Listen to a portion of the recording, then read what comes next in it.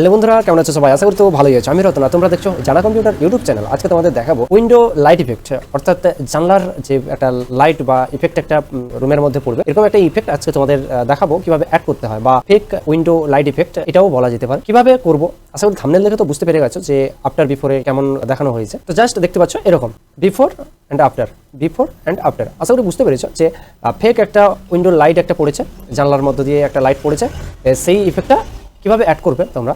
তো আজকে এই ভিডিওর মধ্যে তোমাদের দেখাবো এবং খুব সহজ পদ্ধতি যেটা সেটা দেখাবো, কিভাবে তোমরা তাড়াতাড়ি করতে পারবে সেটা দেখাবো। তো এখনো যদি তোমরা আমার টেলিগ্রাম চ্যানেলে জয়েন না করে থাকো অবশ্যই জয়েন করে যাও, আর ফেসবুক পেজে অবশ্যই জয়েন করে যাবে। যদি তোমাদের এডিটিং রিলেটেড কিছু সফটওয়্যারের প্রয়োজন হয় অবশ্যই জয়েন করতে পারো। চলো আজকের এডিটটা শুরু করা যাক।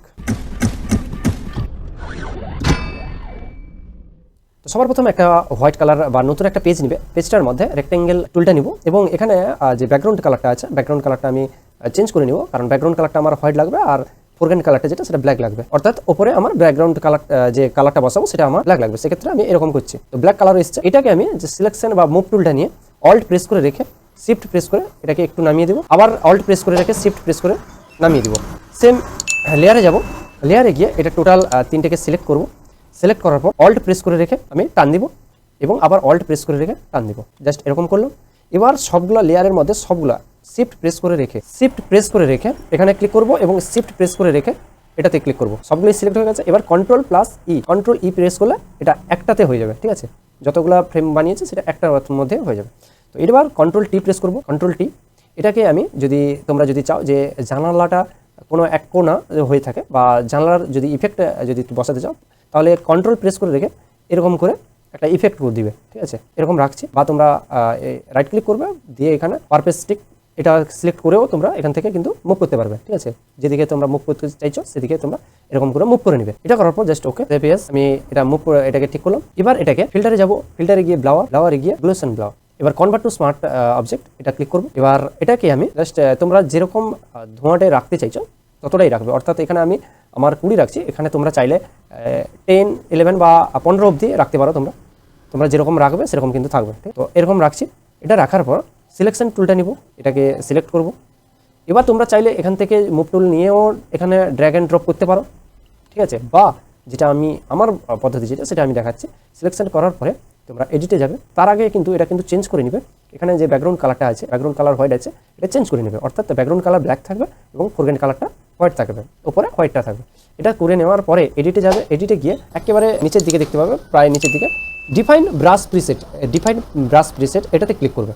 এটাতে ক্লিক করলে তোমাদের একটা ব্রাশ, নতুন একটা ব্রাশ এটা কিন্তু বানানো হয়ে যাবে, ঠিক আছে? তো এটার নাম আমি দিচ্ছি উইন্ডো দিচ্ছি এবং এটার সাইজটা দিয়ে নাম দিয়ে দিচ্ছি উইন্ডো 2000। Just okay. এটা করার পর তোমরা এরপরে যেটা কাজ করতে হবে, তোমরা যে ব্যাকগ্রাউন্ডের উপর করতে দিচ্ছ বা যে ইমেজটার উপর বসাতে দিচ্ছ সেই ইমেজটা এখানে নিয়ে নেবে। তারপর কিন্তু তোমরা ব্রাশ এখান থেকে সিলেক্ট করবে, এবং ব্রাশ সিলেক্ট করার পর তোমরা এখানে যে মোড আছে মোডটা এখান থেকে ওভারলে করে দেবে, ঠিক আছে? ওভারলে। এবার অটোমেটিক এখানে কিন্তু সিলেক্ট হয়ে গেছে যে উইন্ডোটা যেটা আছে সেটা, ঠিক আছে? এটা আমার আগে থেকে বানানো, এটা হচ্ছে লাস্টেরটা যেটা এটা। তো এটা জাস্ট সিলেক্ট করা থাকবে, এটা জাস্ট একবার ক্লিক করবে। তো এবার দেখতে পাচ্ছ এটা ছোট হয়ে গেছে। এবার কন্ট্রোল জে, এটা তোমরা চাইলে এখানে আগে সাইজটা বাড়িয়ে নিবে। এখানে আমার 700 পিক্সেল আছে, এটা তোমরা চাইলে 1000 পিক্সেল করে দিবে। এটা আমি 1500 করছি ব্রাশের সাইজটা, এটা ওভারলে থাকছে। এবার আমি এটাতে এইরকম বসিয়ে দিব। তো এইভাবে তো বসাতে পারবে, কিন্তু আমার ইমেজটার মধ্যে তোমরা যদি ডিফারেন্টে দেখতে পারো তাহলে বুঝতে পারবে যে আমারটাতে একটা গাছের পাতারও ইফেক্ট কিন্তু আছে এটার মধ্যে। তো সেটা করতে হলে কিন্তু তোমাদের এটা আমি ডিলিট করছি বা কন্ট্রোল জেড করছি। এটা করতে হলে তোমাকে একটা নতুন একটা লেয়ার নিতে হবে এবং তোমাদের সেটা অ্যাপ্লাই করতে হবে। অ্যাপ্লাই করার পর দেখতে পাচ্ছ ইমেজের উপর বসে গেছে। এটাতে এই যে লেয়ারটা আছে এটাতে ওভারলে সিলেক্ট করে দিবে। তোমাদের যে ইমেজটা আছে সেই ইমেজটা কিন্তু ইমেজের ওপরেই কিন্তু এই লাইট ইফেক্টটা থাকবে। তো গাছের যে ইফেক্টটা বা গাছের ডালের যে ইফেক্টটা যেটা বসিয়েছিলাম সেটা তোমাদের যদি ব্রাশ ইফেক্ট যদি না থাকে তাহলে আমি অলরেডি একটা ভিডিওতে তোমাদের ব্রাশ ইফেক্ট প্রায় 3 থেকে 4000 মতো ব্রাশ ইফেক্ট আছে। সেই ব্রাশ ইফেক্ট কীভাবে অ্যাড করতে হয় বা ব্রাশ ইফেক্টগুলো আমি কিন্তু দিয়েছিলাম, সেটা লিঙ্কড আই বাটনে বা ডিসক্রিপশনে থাকবে। অবশ্যই সেই ভিডিওটা দেখে কিন্তু তোমরা অবশ্যই ব্রাশগুলো ডাউনলোড করে নিবে। সেই সেটার ব্রাশের মধ্যে কিন্তু এই ধরনের ব্রাশগুলো কিন্তু পেয়ে যাবে তোমরা, ঠিক আছে? এখানে আমি এই যে গাছের যে ইফেক্টটা আছে বা এই ইফেক্টগুলো আমি এখানে কিন্তু অ্যাপ্লাই করছিলাম। তো এটা জাস্ট এখান থেকে ক্লিক করব এবং ব্রাশের সাইজটা আমি এখান থেকে বাড়িয়ে নিব। এটাও প্রায় 1200 মতো রাখবো। এবার এটাতে আমি একবার ক্লিক করব। ক্লিক করার পরে একটু বাড়িয়ে নিব এবং ওকে এতটা বাড়িয়েছি এবং এটাতে এবার লাইট ইফেক্টটা চেঞ্জ করতে হবে।